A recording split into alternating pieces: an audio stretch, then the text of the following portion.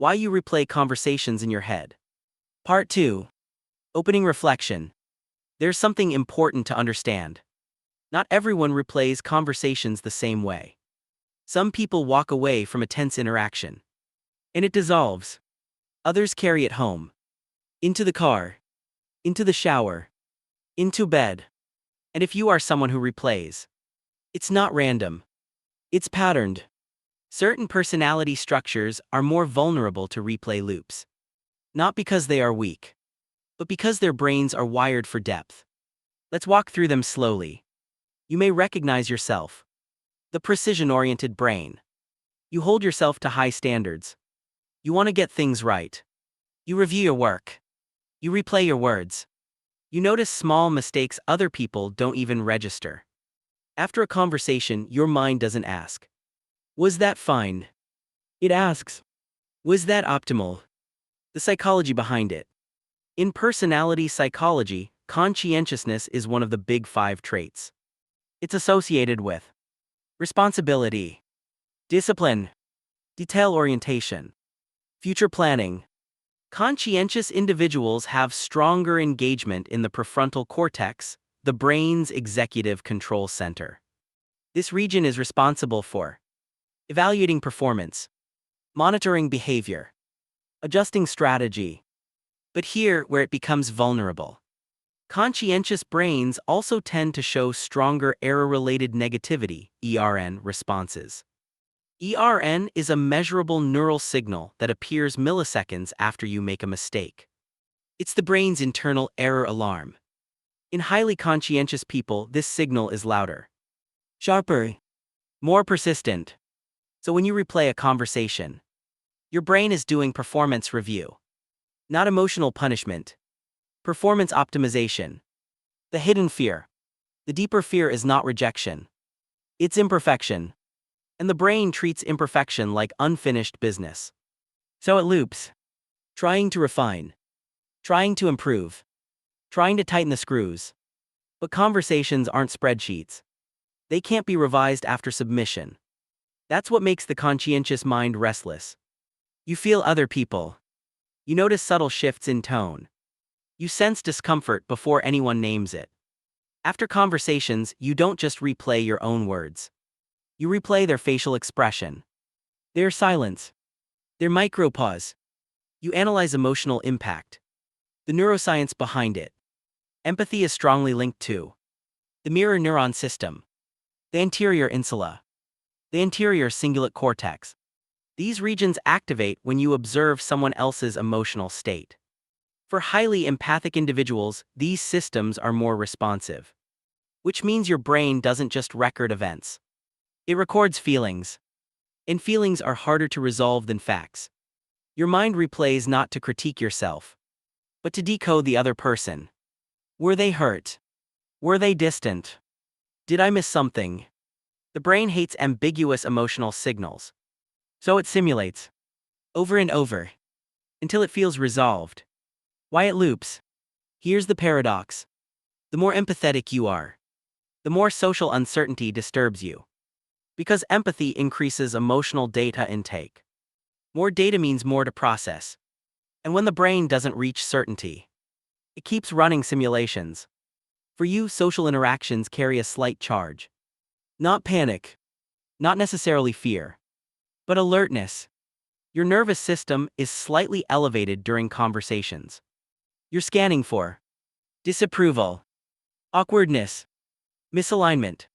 Afterward, your body doesn't fully power down. So your brain keeps reviewing. The neural circuit. Social anxiety is heavily tied to amygdala hyperreactivity, reduced prefrontal calming signals, increased connectivity between threat detection and self-referential networks. When the amygdala activates strongly during social situations, it tags the memory as important, potentially threatening, and the brain prioritizes reviewing threats. From an evolutionary perspective, missing a social threat could mean exclusion. So your brain plays it safe. It reviews. Again. And again. The illusion. The socially anxious mind believes, if I replay enough, I can prevent future mistakes. But replay rarely produces safety. It produces vigilance. And vigilance keeps the system activated. It becomes a feedback loop between body and thought. This pattern often runs deeper. You don't just fear awkwardness. You fear being unwanted. There's a difference. Rejection sensitivity is linked to early attachment experiences. If love or approval felt inconsistent growing up, your brain learned to monitor closely. Hypervigilance becomes relational survival. The neuroscience of attachment replay. Rejection activates the dorsal anterior cingulate cortex, same region activated by physical pain. The insula emotional awareness. Social rejection literally lights up pain circuits. So your brain tries to prevent it at all costs. Replay becomes preventative scanning. Did I do something that will make them leave? This isn't weakness. It's adaptive learning from early environments. But when carried into adulthood, the brain overapplies old survival rules. The default mode dominant brain. Some people simply think more, reflect more, analyze more. They have strong default mode network activity.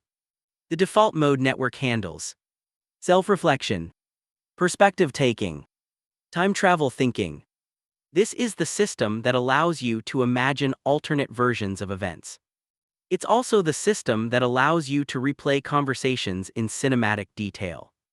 For creative, introspective, analytical individuals, this network is highly active, which means your mind naturally drifts inward.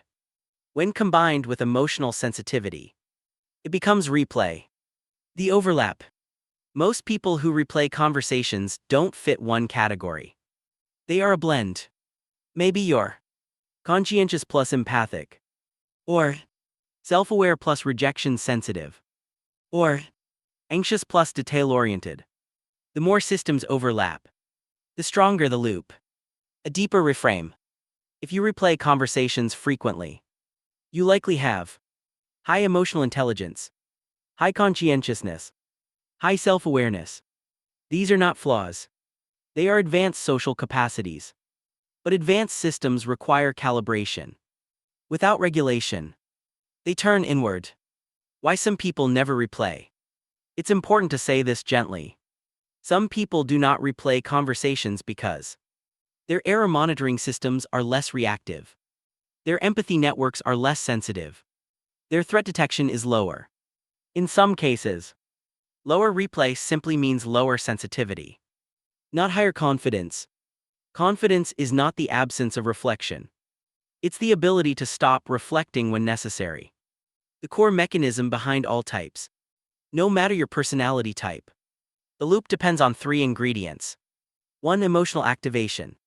2. Uncertainty. 3. Lack of closure. If emotional intensity is high. If uncertainty remains unresolved. If the brain doesn't extract a clear lesson. It keeps looping. This is how prediction systems work. Your brain is constantly updating its model of social reality. When the data feels incomplete, it keeps processing. The real question, the deeper question is not, how do I stop replaying conversations? The deeper question is, what does my brain believe is at stake? Belonging, competence, safety, worth. When you identify the perceived threat, you weaken the loop. Because clarity reduces uncertainty. And uncertainty fuels rumination. A gentle diagnostic reflection. Next time you replay a conversation, ask, am I trying to be perfect? Am I trying to protect connection? Am I trying to avoid rejection? Am I trying to decode emotion? Am I trying to feel safe? Your answer will reveal your type. And your type will reveal your lever for change. Integration. Think of replay loops like different musical instruments. Conscientiousness is the metronome. Empathy is the violin. Anxiety is the drumbeat. Attachment sensitivity is the bassline. Self-awareness is the echo. When they play in harmony, you become socially intelligent. When one plays too loudly, it becomes rumination. Your work is not to silence the orchestra. It is to conduct it. Quiet closing. If you replay conversations, it likely means you are careful with people. Careful with words.